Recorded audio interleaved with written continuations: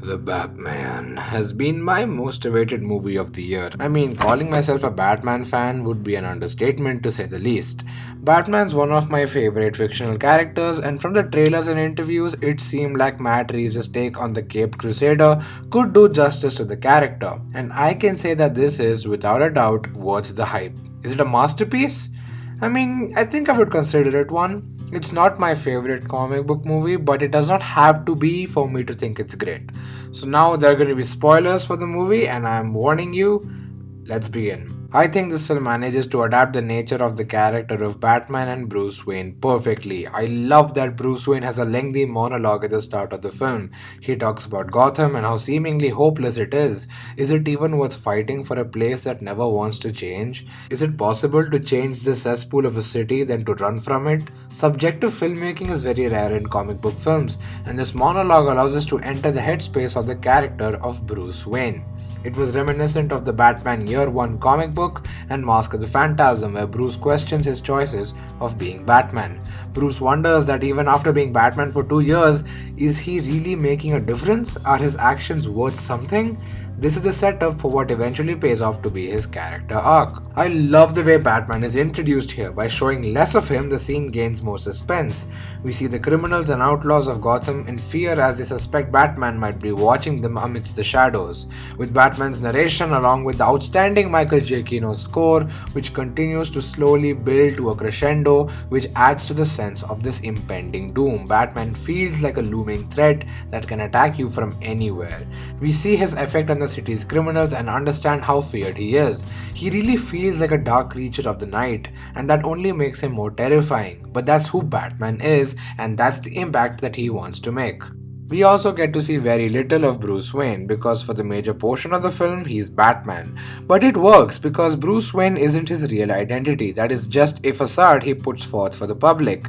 The irony is that he is his real self when he wears the mask. Batman is his real identity. Michael Giacchino's score is perfect. It feels like the quintessential Batman score that manages to make you feel the tragedy of the birth of Batman. This is a hero who's created from the darkness Gotham represents, and the score has a sorrowful yet hopeful tone to it that perfectly represents the character of Batman. Now, Gotham City is an essential part of Batman's mythology and character. It's the place that took everything from him, yet also the place he fights for. The way Gotham is envisioned here is like no other. The city is bathed in yellow light, almost as if it's sick. There are dark alleys that could lead to anywhere, graffiti all over the walls, broken down buildings, it's dirty and grungy. It is almost always raining, as if the city is trying to wash its filth away. But what I have always found fascinating is that despite all of this, there is an inherent beauty to the city, which can be viewed from the shots where the characters are looking down at the city from a certain height. Just by looking at it, we can understand why this would be a breeding ground for crime and villainy. The Batman's filmmaking is worth talking about because it is very refreshing to see a comic book movie where the filmmaking stands out. Instead of boring and safe shot reverse shots, every shot, every camera move, every choice of framing has intention and it has purpose. Shots go on for a couple seconds without cutting. The editing and framing gives a shot enough time to breathe. It's patient and takes its time, allowing for us to truly grasp everything being shown on screen. The choice of lens forces our attention to the center of the frame. There is actual contrast and black values, which makes for great use of shadows that adds to the sense of suspense and dread that the film of this tone and genre is aiming for. Because of the contrast, it makes for the other colors to pop out much more. The camera too feels slow and quietly zooming in and out of shots, giving it this looming presence which makes us feel like someone is always watching us and adds to the feeling of discomfort. It's filled with iconic imagery. Catwoman too is a great character. At first she might seem like a simple burglar, but we soon realize that her actions throughout the film are selfless. The romance between Batman and Catwoman works because they are both flawed and emotionally broken people who are battling their own individual childhood traumas in their own way by wearing a black suit and going out at night. They are eerily similar to one another and they see that, which causes some level of attraction between them. There is a sense of longing and pain which is beautiful yet melancholic. Wherever there is little conflict between them, it arises from their differing ideologies about Gotham's trajectory. Selina believes Gotham to be a rotting wasteland beyond saving and wishes to get out of it. Meanwhile, Batman believes that it is capable of change, and his every action is in service of that belief. Later on, Selina makes a choice to kill someone close to her for revenge. But Batman stops her. He knows that vengeance won't solve anything. It will only take you down a much more dreadful path, more difficult to get out of. This is Batman. This is the quintessential version of the character. He never kills and he never uses guns. It's not his way. He is of the belief that there is always another way. And it might be the hardest choice, but we must have the strength to make the right choice. By preventing Selina from committing murder, he saves her from a more dangerous path of revenge. Also, it was great to see Batman as a detective on screen. He has to find clues using old and dusty files along with some advanced technology. We also get to see his intellectual capabilities as he solves the Riddler's riddles and clues. I also loved the action. I could feel the strength of every punch, kick and blow Batman delivered to the goons and criminals who don't allow Gotham to change. But he's also not perfect. Sometimes he struggles, he falls. It's only his second year as the Caped Crusader. He's still figuring out what it takes to be able to keep doing this.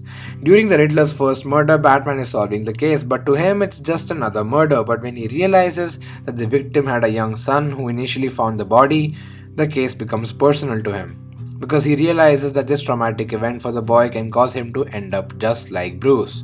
This scene is somewhat done again in the funeral where Bruce stares at the grieving boy. There are no words spoken, just a simple glance, enough to let us know the turmoil and rush of emotions Bruce is feeling at that moment because he sees himself in that young boy. He had donned a cape and cowl to make Gotham a better place, to make it into a place where no kid would ever have to go through the pain and trauma that Bruce did as a kid. This is when Riddler's murders become personal. It's no longer a simple murder, it's challenging Batman's ideology that Gotham can be better, and that he must fight back harder to prove that he is right. Speaking of which, I loved Riddler as the villain. Since the film is a murder mystery thriller, the killer rarely directly talks to Batman, which I will get to later, but Riddler's anonymity works to his favor. His murders are creepy because we the audience become aware of his presence even before the victim does. This is either shown through a dark silhouette or his scary breathing voice or both. During these scenes, the shot takes its time, allowing for the suspense to build until it becomes a loud climax of a brutal death. But the Riddler kills to show Gotham its true colors. He highlights the corruption present within Gotham's cops and elected officials. And it works because that's exactly what Batman is trying to stop from happening. He wants to believe that Gotham can change for the better, but the Riddler just keeps proving him wrong again and again by revealing the darker and uglier truth that was hidden from everyone to keep the city sane and in somewhat working order.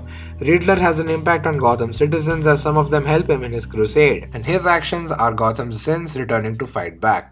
Bruce realizes that maybe his father, who he idolized, maybe wasn't as perfect as he thought he was. It forces him to question the entire mission of being Batman. The Riddler rightly points out that despite Bruce Wayne losing his parents, he still lived a much more privileged life than the other much poorer kids with lack of facilities. He had it easier than them. This highlights the class divide present amongst Gotham and how it can create all kinds of monsters that can bite us back in the future. Some of the minor criticisms I had with the film was that I really wanted to see more of the relationship between Bruce and Alfred. There was certainly great chemistry there between the talented actors, but seeing more of it would have made me care more when Alfred got attacked. I also wish to see more of the dynamic between Batman and Riddler directly, and I really needed to feel that Batman's choices are for his father and that he idolized his father, because the supposed twist lacked the emotional weight it could have completely achieved. But aside from those, I don't really have much to say against the movie. In the end of the movie, Batman doesn't conventionally win by punching the bad guy. Most of Gotham is recovering from a flood, but it brings together the citizens of Gotham. This is when Batman completes his character arc. He realizes that his need for vengeance won't change the past. He changes his approach from not only striking fear into the hearts of criminals, but also creating a figure of hope. He really feels like a hero, like Gotham's beacon of hope for a better future, who's willing to do anything in his power to save it. And Batman knows that he is fighting a losing battle. His mission is almost impossible to achieve. But the fact that he's willing to believe and try his best is what makes him admirable and is what makes him a real hero. It's about taking our emotional scars and using it to do good in the world for others and for the betterment of yourself. The Batman gives me hope for comic book movies. It feels less like a comic book movie and more like a movie about a comic book character. In an age where superhero media is beginning to feel rushed and monotonous, this film stands out like a sore thumb because it has an actual vision. It feels like Matt Reeves got to express his take on the character that he is very clearly passionate about. This is definitely what I want more from comic book movies, where the storytellers get the creative freedom to express their version of certain characters and use the medium of cinema to tell great stories. The Batman is a triumph in cinematic storytelling, and I cannot wait to see what more it has to offer. Thank you for watching.